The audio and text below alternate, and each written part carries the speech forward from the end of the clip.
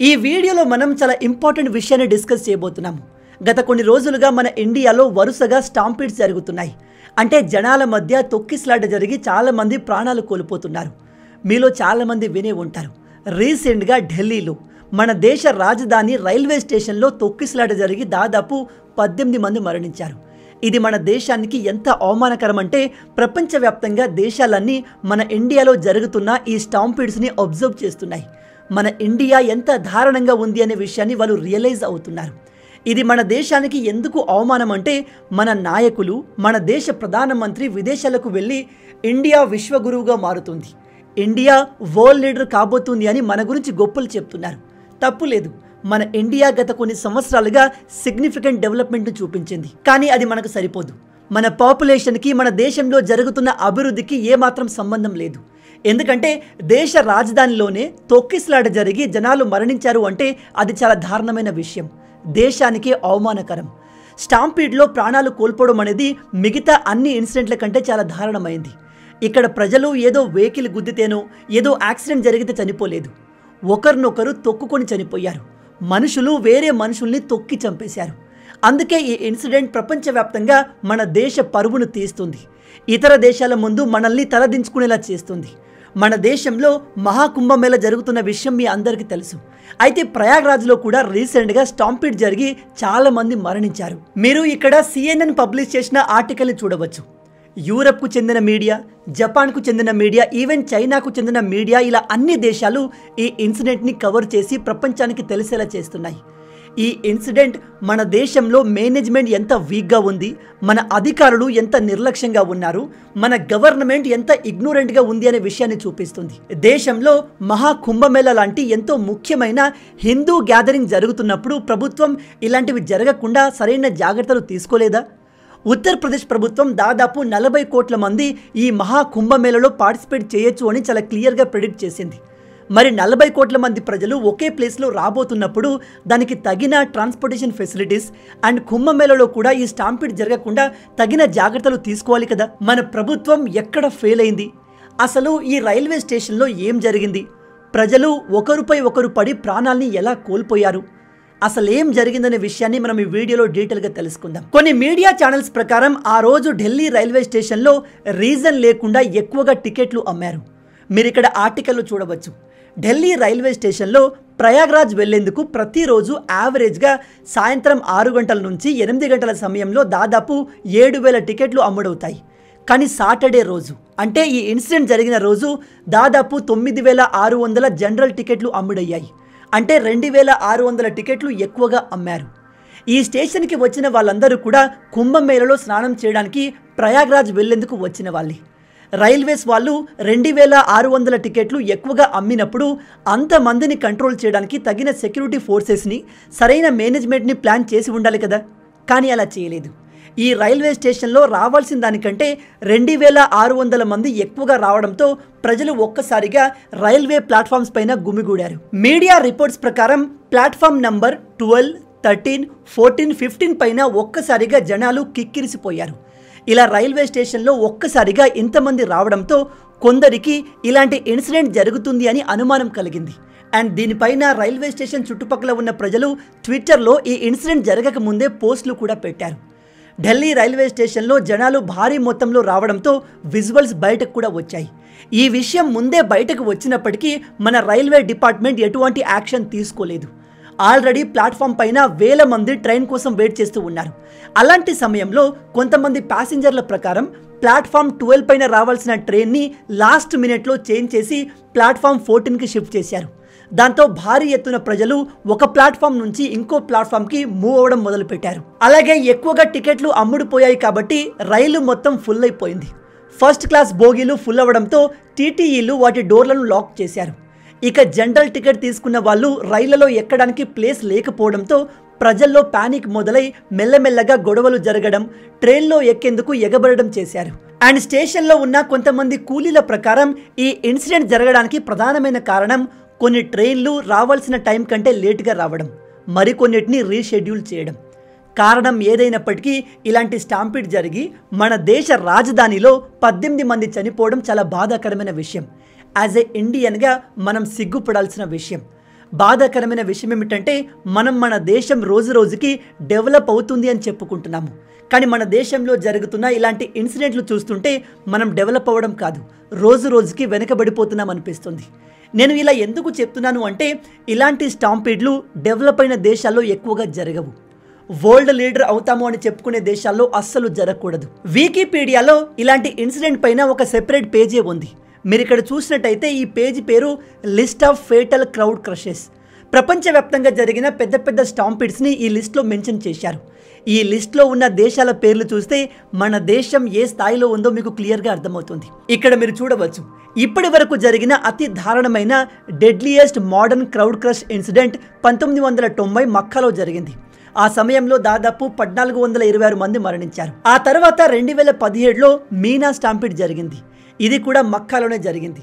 ఆ సమయంలో దాదాపు 2400 మంది మరణించినట్టుగా రిపోర్ట్స్ చెప్తున్నాయి. అయితే ఇవి జరిగింది 10-20 సంవత్సరాల క్రితం. మనము మోస్ట్ రీసెంట్ డేటాను చూసినట్టయితే అందులో ఎక్కువగా మన ఇండియా పేరే ఉంటుంది. ఫిబ్రవరి 15, 2025 ఇండియా న్యూఢిల్లీలో దాదాపు 18 మంది మరణించారు. 2025 జనవరి 29న మహాకుంభమేళా ప్రయాగ్రాజ్లో జరిగింది. ఇందులో 30 కంటే ఎక్కువ మంది మరణించినట్టుగా రిపోర్ట్స్ చెప్తున్నాయి. 8 జనవరి 2025లో మన ఆంధ్రప్రదేశ్లోని తిరుపతిలో జరిగింది. ఇందులో దాదాపు 6 మరణించారు. ఇక్కడితోనే అయిపోలేదు. జూలై 2, 2024లో హత్రస్లో ఒక ఇన్సిడెంట్ జరిగింది. ఆ ఇన్సిడెంట్ పైన మనం ఆల్రెడీ ఒక వీడియో కూడా చేశాము. ఆ సమయంలో 123 మంది మరణించారు. ఈ లిస్ట్ని మీరు చూస్తే మోడర్న్ టైంలో డెవలప్ అయిన దేశాలు ఏవి కూడా ఇందులో లేవు, ఒక సౌత్ కొరియా తప్ప. సౌత్ కొరియాలో 2022 అక్టోబర్ 29న స్టాంపీడ్ జరిగింది. అందులో 159 మంది మరణించారు. అయితే ఆ దేశం గొప్పతనం ఏమిటంటే ఈ ఇన్సిడెంట్ జరిగిన తర్వాత అలాంటివి మళ్ళీ జరగకుండా ఉండేందుకు అక్కడి ప్రభుత్వం అన్ని రకాల జాగ్రత్తలు తీసుకుంది. కానీ మన దగ్గర వరుసగా ఇలాంటి ఇన్సిడెంట్లు జరుగుతూనే ఉన్నాయి. ఇప్పుడు మీలో కొంతమంది అంటారు, ఇలాంటివన్నీ నార్త్ ఇండియాలో జరుగుతాయి, మన సౌత్ ఇండియాలో జరగవు, మనం నార్త్ ఇండియా కంటే చాలా డెవలప్డ్గా ఉన్నాము అని. కానీ ఇది అబద్ధం. ఇలాంటి ఇన్సిడెంట్లు మీరు ఈ లిస్ట్ని చూస్తే ఇండియా వైడ్గా జరుగుతున్నాయి. మన ఆంధ్రప్రదేశ్లో జరిగాయి, ఈవెన్ జమ్మూ కాశ్మీర్లో కూడా జరిగింది. మన దేశంలోని అన్ని ప్రాంతాల్లో ఇలాంటివి జరుగుతున్నాయి. ఇది పాన్ ఇండియా ప్రాబ్లం. కాబట్టి నార్త్ వర్సెస్ సౌత్ గొడవలు చేయడం వల్ల ఎటువంటి ప్రయోజనం లేదు. అయితే ఇలాంటి ఇన్సిడెంట్లు జరగకుండా ఉండాలి అంటే మనం 2 విషయాలు చేయాలి. ఒకటి, గవర్నమెంట్ ఇలాంటి విషయాల్లో స్ట్రిక్ట్ గైడ్లైన్స్ తీసుకురావాలి. ఒక ప్రాంతంలో సర్టెన్ లిమిట్ కంటే ఎక్కువ మంది ప్రజలు రాకుండా రూల్స్ని పాస్ చేయాలి. రెండో విషయం ఏమిటంటే గవర్నమెంట్ అన్ని పనులు చేయలేదు కాబట్టి గవర్నమెంట్ ప్రాపర్గా పర్ఫామ్ చేయాలి అంటే యాజ్ ఏ సిటిజన్స్గా మనలో సివిక్ సెన్స్ ఉండాలి. ఇప్పుడు నేను మీకు ఒక వీడియో చూపిస్తాను. నిజం చెప్తున్నాను, ఆ వీడియో చూశాక యాజ్ ఏ ఇండియన్గా నాకు సిగ్గు అనిపించింది. మన పరువు మనమే తీసుకుంటున్నాము అనిపించింది. మీరు చూస్తున్న ఈ వీడియో ఇండియాది కాదు, లండన్లో తీసింది. మీరు ఇక్కడ చూడొచ్చు, ఒక ఖాళీ బస్సు వచ్చి ఆగింది అండ్ అందులో ఎక్కేందుకు మన ఇండియన్స్ ఏ విధంగా ఎగబడుతున్నారో చూడండి. కానీ పక్కనే నేటివ్స్ అంటే లండన్ ప్రజలు ఎలా కామ్గా నిల్చొని మన వాళ్ళు చేసే ఈ బిహేవియర్ని చూస్తున్నారో చూడండి. మన వాళ్ళకి అంత అర్జెంట్ ఏముంటుంది? ఖాళీ బస్సు వచ్చి ఆగినప్పుడు అందులో ఎక్కడానికి అందరూ క్యూ కడితే సరిపోతుంది కదా. ఎందుకు జంతువుల్లా ఎగబడి మన పరువును విదేశాల్లో కూడా తీస్తున్నారు? మీరు రీసెంట్గా ట్విట్టర్లో ఒక ట్రెండ్ని చూసే ఉంటారు. వెస్టర్న్ దేశాల వాళ్ళు చాలా విషయాల్లో మన ఇండియన్స్ని హేట్ చేస్తారు, ట్రోల్ చేస్తారు. కొన్నిసార్లు వాళ్ళు అనవసరంగా మనల్ని హేట్ చేస్తున్నారు అనిపిస్తుంది. కానీ మన వాళ్ళు విదేశాలకు వెళ్ళి అక్కడ చేసే ఇలాంటి పనులు చూస్తుంటే వాళ్ళు చెప్పేది కరెక్టే అనిపిస్తుంది. మన వాళ్ళు లండన్కి వెళ్ళి కూడా ఇలా బిహేవ్ చేస్తున్నారు అంటే దీని మీనింగ్ మన దేశ ప్రజలు, చదువుకున్న వాళ్ళు కావచ్చు, చదువు లేని వాళ్ళు కావచ్చు, ఎవరైనా సరే మన ప్రజల్లో సివిక్ సెన్స్ అనేది లేదు. ఇలా జంతువులాగా ఎగబడడం మన డిఎన్ఏలోనే ఉంది. దయచేసి నన్ను ఇక్కడ నెగిటివ్గా తీసుకోకండి. ఇలా మాట్లాడుతున్నందుకు నాకే బాధగా ఉంది. కానీ మన వాళ్ళు చేస్తున్న ఈ బిహేవియర్ చూస్తుంటే ఎవరికైనా ఇదే అనిపిస్తుంది. ఒకసారి నార్త్లో ప్రయాగ్రాజ్కి వెళ్తున్న ట్రైన్లను అక్కడి ప్రజలు ఎలా ట్రీట్ చేస్తున్నారో చూడండి. ట్రైన్లు ఫుల్గా నిండిపోయిన తర్వాత కూడా ప్రజలు అందులో ఎక్కేందుకు ట్రై చేస్తున్నారు. వాళ్ళు ఎక్కేందుకు ప్లేస్ లేకపోతే ఎక్కిన వాళ్ళను కొడుతున్నారు, వాళ్ళపైన వాటర్ పోస్తున్నారు, హెరాస్ చేస్తున్నారు. ఇలాంటి బిహేవియర్ని ఏమనాలి చెప్పండి? మీరు విదేశాల్లో ప్రజల్ని చూడండి, చాలా సిస్టమేటిక్గా ఉంటారు. క్యూ కట్టడం, ట్రాఫిక్ రూల్స్ని ప్రాపర్గా ఫాలో అవ్వడం, చెత్తను ఎక్కడ పడితే అక్కడ పడేయకుండా ప్రాపర్గా డస్ట్బిన్లో వేయడం, ఇవన్నీ చాలా చిన్న చిన్న విషయాలు. కానీ ఈ విషయాల్లో వెస్టర్న్ దేశాల ప్రజలు పర్ఫెక్ట్గా ఉంటారు. కానీ మన వాళ్ళు ఎలా ఉంటారో మీ అందరికీ తెలుసు. ఇప్పుడు మీలో కొంతమంది అంటారు, బ్రదర్, నువ్వు అనవసరంగా ఇండియన్స్ని తక్కువ చేసి మాట్లాడుతున్నావు. అమెరికా లాంటి దేశాల్లో కూడా ఇలాంటివి ఉన్నాయి అని. కానీ మీ గుండె పైన చేసి చెప్పండి, ఇతర దేశాలతో కంపేర్ చేస్తే మన దేశంలో పరిస్థితులు మెరుగ్గా ఉన్నాయా?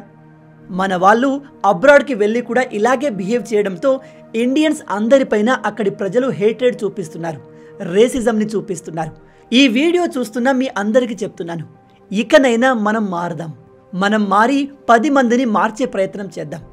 ఈ వీడియోని గవర్నమెంట్లో ఉన్న ఎవరైనా పవర్ఫుల్ వ్యక్తులు చూస్తుంటే దయచేసి మన దేశంలో, అట్లీస్ట్ మన రాష్ట్రంలో సివిక్ సెన్స్ పైన ప్రజల్లో అవేర్నెస్ తెచ్చే పనులు చేయండి. దీనికోసం ఒక సెపరేట్ క్యాంపెయిన్ స్టార్ట్ చేయాల్సి వచ్చినా సరే వెనకాడకుండా ఆ పనిని ముందుగా చేయండి. ఎందుకంటే మన దేశ ప్రజల్లో సివిక్ సెన్స్ అనేది అస్సలు లేదు.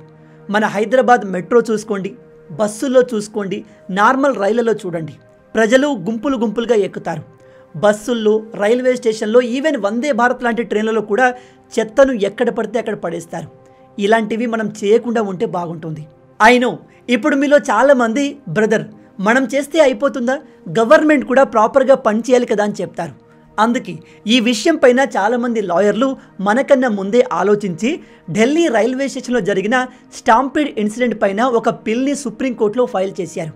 ఇలాంటి ఇన్సిడెంట్లు ఫ్యూచర్లో జరగకుండా ఉండేందుకు ప్రాపర్ గైడ్లైన్స్ని ఏర్పాటు చేయాల్సిందిగా వాళ్ళు డిమాండ్ చేస్తున్నారు.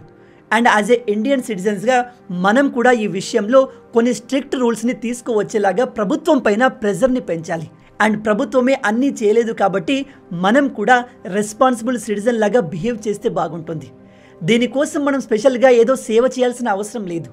మీ చెత్తను ఎక్కడ పడితే అక్కడ పడేయకండి, డస్ట్బిన్లో వేయండి. పబ్లిక్ ట్రాన్స్పోర్టేషన్లో ట్రావెల్ చేస్తున్నప్పుడు చెత్తను అనవసరంగా అందులో వేయకండి. విండోస్ ఓపెన్ ఉన్నాయి కదని చెప్పి బయట రోడ్లపైన కూడా చెత్తను వేయకండి. ఇలాంటి చిన్న చిన్న విషయాల్ని మనం ప్రాపర్గా ఫాలో అయితే ఈ జనరేషన్లో కాకపోయినా మన తర్వాతి జనరేషన్లో అయినా బెటర్ సివిక్ సెన్స్ వస్తుందని ఆశిద్దాం. ఈ హోల్ ఇన్సిడెంట్ గురించి మీరేమనుకుంటున్నారు? ఇలాంటివి భవిష్యత్తులో జరగకుండా ఉండేందుకు ప్రభుత్వం ఎటువంటి యాక్షన్ తీసుకుంటే బాగుంటుంది? అసలు ప్రభుత్వం దీనిపైన యాక్షన్ తీసుకుంటుందా, లేదా కొన్ని రోజులకు ఎప్పటిలాగే దీన్ని మర్చిపోతుందా? మీ ఆలోచనల్ని కింద కామెంట్లో చెప్పండి. మొత్తంగా ఇవే ఈ వీడియోకి సంబంధించిన పూర్తి విషయాలు. ఈ వీడియో మీకు నచ్చింది అనుకుంటున్నాను. నచ్చితే అలా ఊరికే చూసి వెళ్ళిపోకుండా వీడియోని లైక్ చేయండి. ఈ వీడియోకి నేను మీకు ఇచ్చే లైక్స్ టార్గెట్ 5000 లైక్స్. చాలా ఈజీ, సింపుల్గా చేసేయండి. అండ్ ఇలాంటి మరిన్ని ఇంట్రెస్టింగ్ వీడియోస్ కోసం మన ఛానల్ని సబ్స్క్రైబ్ చేసి మమ్మల్ని సపోర్ట్ చేయొచ్చు కదా. ఇది మీకు కంప్లీట్లీ ఫ్రీ.